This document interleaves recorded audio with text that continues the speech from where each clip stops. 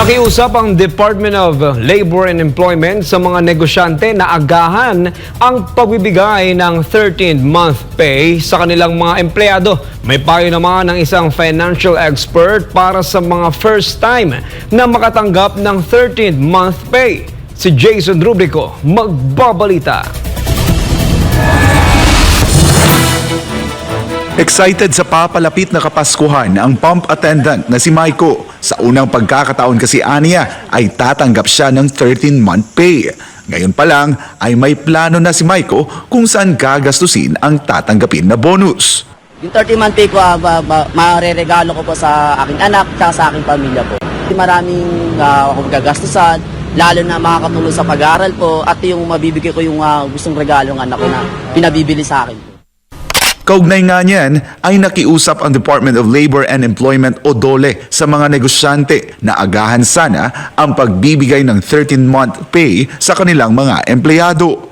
Wala pa namang December 24 pero ang panawagan ko baka pwedeng wag nang hintayin yung December 24. Kung tutulungan po natin ang mga manggagawa at ibibigay naman natin din lang yan, bigyan natin din po sila ng kumbaga sa ginhawa na ma-budget natin yung 13-month pay nila, makapag-plano sila kung ano mga bibilhin nila. Hindi po yung nagkukumahog Punto pa ni Secretary Bienvenido Laguesma na sana ay huwag nang hintayin ang December 24 para ibigay ang 13th-month pay, lalo't aniya ay tumataas ang presyo ng mga bilihin habang papalapit ang Kapaskuhan.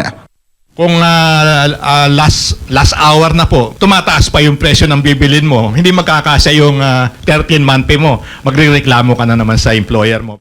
Bagamat hinihikayat ni Laguesma ang voluntary compliance sa pagbibigay ng 13th-month pay, may paalala ang kalihim sa mga negosyante, lalo na sa bigong maibigay ito sa kanilang mga empleyado.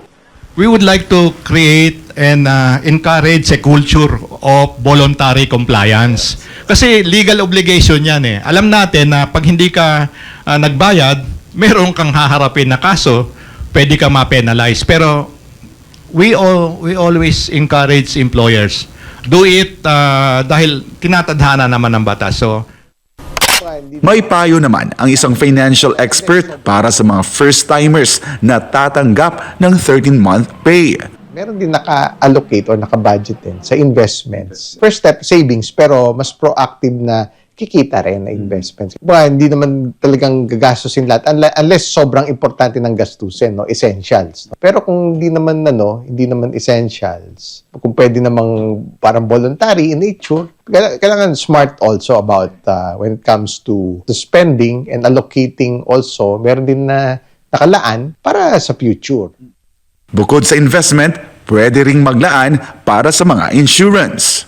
Isa rin yung sa nilalaanan. Yung mga iba-ibang klase, yung mga pinaghirapan nila na pwede nila i-insure. Siyempre, yung life insurance, isa yun. In due time, pagka meron ng mga napundar na mga sasakyan, mga bahay, ini-insure din yun. Tulad yun, may mga bagyo lately. Protection yun, pinaghirapan yung ng tao yun, o biglang may dumating na kalamidad, dapat secure din yun, Para sa Diyos at sa Pilipinas kung mahal, ako si Jason Rubrico, SMNI News.